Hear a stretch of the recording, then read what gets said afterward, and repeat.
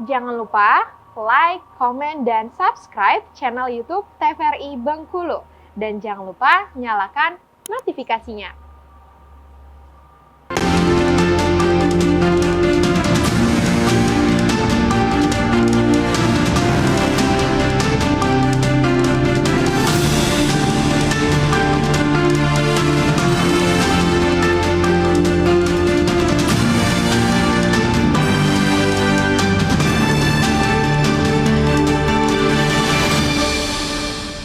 Baik, selamat petang pemirsa, salam jumpa, assalamualaikum warahmatullahi wabarakatuh. Jumpa kembali bersama saya Kara Fahmi, kali ini di Bendo TVRI Bengkulu.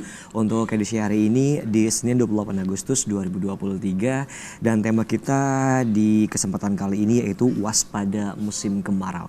Dan kita tahu bahwa di beberapa daerah dan juga di beberapa tempat itu musim kemarau mungkin sudah mulai terjadi. Dan konsentrasitas dari hujan itu sendiri sedikit berkurang mulai dari bulan-bulan ke belakang sampai dengan bulan ini tentunya. Dan untuk itu kita akan membahasnya bersama dengan dua orang narasumber di studio TVRI Bengkulu yang telah hadir. Yang pertama ada Bapak Anang Anwar selaku Kasih Data Informasi BMKG Pulau Bayi Bengkulu, dan juga nanti bersama dengan Ibu Elvi Febrianti selaku Kades Nakal. Kita sapa terlebih dahulu untuk dua orang narasumber kita di sore hari ini.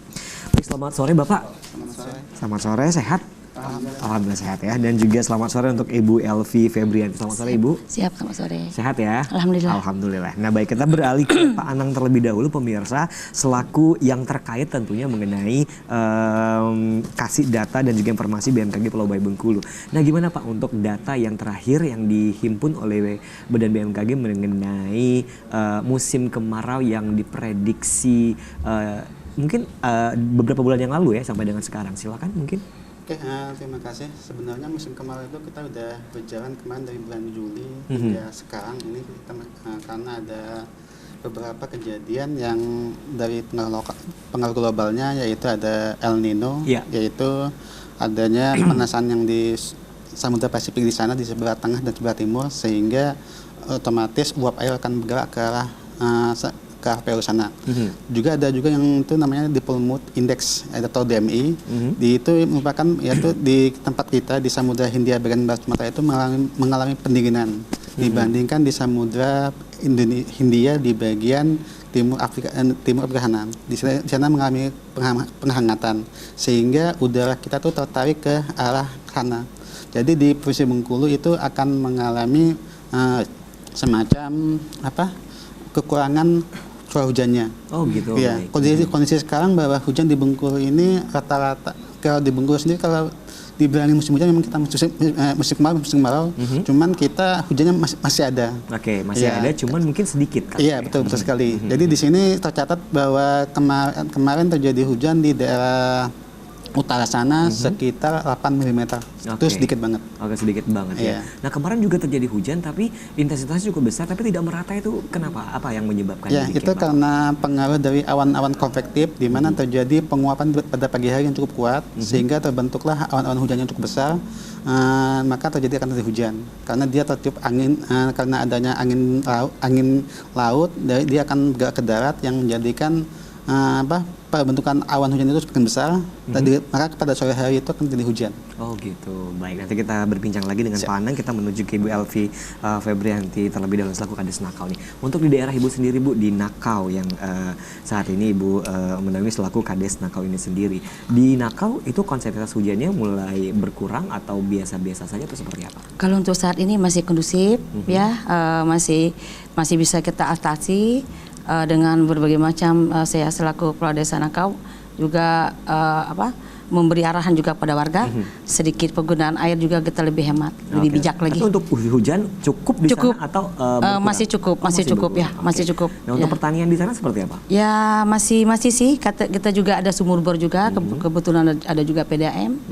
Sempat juga beberapa hari kemarin curah hujan kering sempat juga, tapi kita udah antisipasi dengan cara berbagi sama teman-teman yang memiliki sumur bor yang kapasitas debit airnya lumayan, bisa berbagi ke tetangganya, ke teman-teman. Untuk lahan pertanian di Nakau sendiri cukup banyak atau seperti apa? Kita kebetulan di situ ada perkebunan dan juga ada tanaman sayur-sayuran, ya untuk saat ini masih kondusif. Masih kondusif ya. Nah kau sendiri kan letaknya itu strategis dan juga pastinya dekat dengan pegunungan yang mungkin perbatasan langsung dengan Kepahyang dan Iya, sebagainya. Nah ini apakah curah hujan di sana itu berpengaruh? Berpengaruh sekali, ya sangat berpengaruh. Oke, baik. Ya. Nah, kita beralih ke Pak Anang nih ya, selaku kasih data dan informasi BMKG Pulau Bayi Bengkulu nih. Nah, untuk Bengkulu sendiri Pak Anang, untuk Pak Anang ya, untuk wilayah Bengkulu sendiri. Nah, apakah hal yang mungkin bisa terjadi untuk pengaruh dari El Nino sendiri yang dikatakan tadi? Apakah akan benar-benar kekeringan sekali Bengkulu nantinya atau seperti apa? Apa kita akan melewati hal tersebut? Iya, sebenarnya kalau El Nino sendiri untuk Bengkulu juga itu sendiri itu tidak begitu berpengaruh kuat karena ada beberapa daerah yang berpengaruh dan juga ada beberapa daerah yang tidak berpengaruh. Kalau di Bengkulu sendiri itu yang sangat berperan itu yaitu skala regionalnya. Maksudnya di situ kita ada semacam angin timuran dan angin baratan. Kalau angin timuran itu dia bergerak dari Australia menuju ke Asia. Di situ sifat anginnya itu dia kering. Jadi sehingga dia tidak membawa curah hujan. Nah, kalau dia kebalikannya, kalau angin baratan dia sifatnya basah dan juga akan membawa hujan untuk di daerah Provinsi Bengkulu. Di situ kalau angin timuran sendiri itu yang sangat berpengaruh sendiri itu di daerah sebagian Bengkulu bagian selatan, seperti daerah Seluma, daerah Bengkulu Selatan maupun daerah Kaur, itu akan mengalami sedikit hujannya. Oh gitu. Iya. Jadi mereka akan berdampak ke musim kemarau. Iya. Kalau di daerah kita sendiri di Bengkulu juga akan terpengaruh juga, tapi di Bengkulu bagian utara itu sedikit. Dia akan membawa hujan. Karena dia di situ akan ada di daerah di topografinya itu ada daerah pegunungan kerinci sehingga dia akan menahan awan yang di atas itu sehingga dia akan terbentuk hujan. Dia akan kembali jadi di situ akan berperan topografinya. Kalau anginnya sendiri itu dia tidak berpengaruh. Itu yang karakteristik di Provinsi Bengkulu. Jadi kita bagi di wilayah Provinsi Bengkulu ini ada dua, yaitu daerah yang terpengaruh sama El Nino dan daerah yang tidak terpengaruh di daerah El Nino sendiri. Baik. Nah, untuk yang daerah terpengaruh tadi bisa disebutkan di bagian mana dan juga yang tidak di bagian mana? Yaitu Bengkulu Utara bagian utara dan daerah Muko-Muko. Itu tidak terpengaruh dari tidak terpengaruh. Bengkulu Utara dan juga Muko-Muko tidak terpengaruh. Iya, kalau di bawah sendiri dia akan terpengaruh. Kalau untuk yang terpengaruh itu daerah Bengkulu Selatan dan bawah. Bengkulu bagian selatan. Baik. Nah, untuk intensitas hujan yang mungkin sedikit untuk daerah Bengkulu khususnya, kota Bengkulu khususnya itu sudah ada prediksinya belum Pak? Mungkin bagian di penurunan atau di mana gitu, baik. Ya, untuk di kemarin sudah kita berikan informasi kepada masyarakat bahwa di bulan Juli kita akan di bulan Juli kita akan mengalami musim kemarau. Bulan Juli. Iya.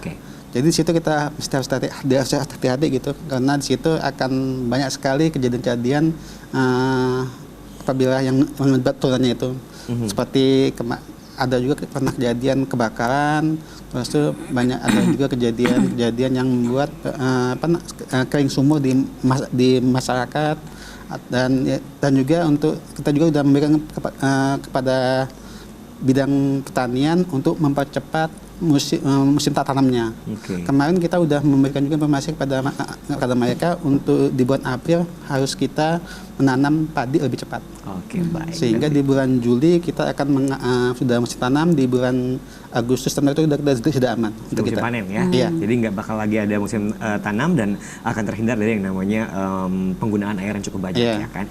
Nah, baik pemirsa, kita akan jadikan terlebih dahulu untuk sore hari ini, nanti kita akan lanjutkan kembali tetap bersama kami di Berendo TVRI Bengkulu.